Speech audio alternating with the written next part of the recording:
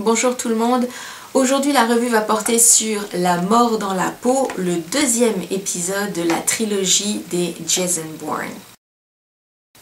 Parmi les principaux acteurs, on va retrouver évidemment Matt Damon dans le rôle de Jason Bourne, Joan Allen pour Pamela Landy, Julia Stiles, Nikki Parsons et Karl Urban dans le rôle de Kirill.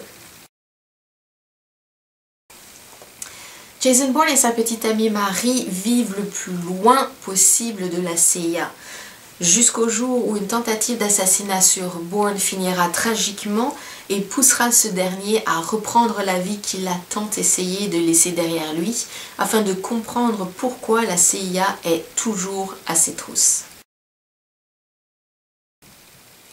Ce deuxième épisode commence sur les chapeaux de roue, avec cette palpitante poursuite en Inde, avec l'issue tragique malheureusement qui va pousser Bourne à revenir dans la course contre la CIA.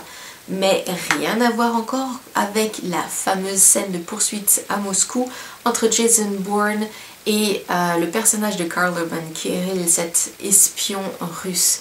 Absolument incroyable, et pourtant ils ont réussi à la rendre des plus crédibles. La façon de filmer peut faire toute une différence pour rendre véridique une scène. Je l'ai vue des milliers et des millions de fois cette scène, et je la vis intensément, exactement de la même façon qu'au premier jour. Elle est absolument incroyable. L'une des choses les plus importantes dans le film, mais également dans l'ensemble de la trilogie et dans l'héritage de Bourne, également est le fond sonore, la musique sonore qu'on peut entendre tout le long, mais essentiellement dans les scènes d'action, les scènes de suspense, parce qu'elle augmente en intensité et combinée avec l'image, le résultat est absolument des plus palpitants et incroyables. Il y a cette intensité d'émotion qui monte en nous au fur et à mesure que la scène avance.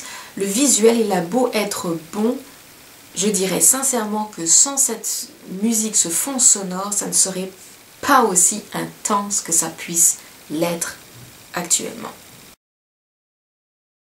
Petit mot sur l'interprétation de Karl Urban dans le personnage de l'espion russe Kirill. Impeccable. C'est un acteur incroyable qui peut autant être dans une gamme légère que dans une gamme dramatique. Et on le voit essentiellement dans des personnages qui sont sombres et durs.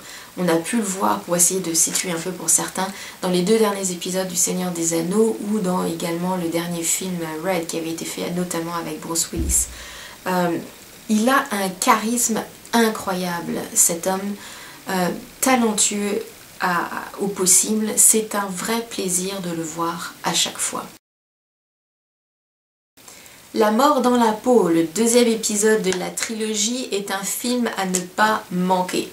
Pas nécessairement parce qu'il fait partie d'une trilogie et qu'il faut voir l'ensemble, mais parce qu'il est vraiment très bon. Au même titre d'ailleurs que la prochaine revue qui sera sur le troisième et dernier épisode de la trilogie. Merci beaucoup pour avoir regardé cette revue et jusqu'à la prochaine fois, passez un très bon moment.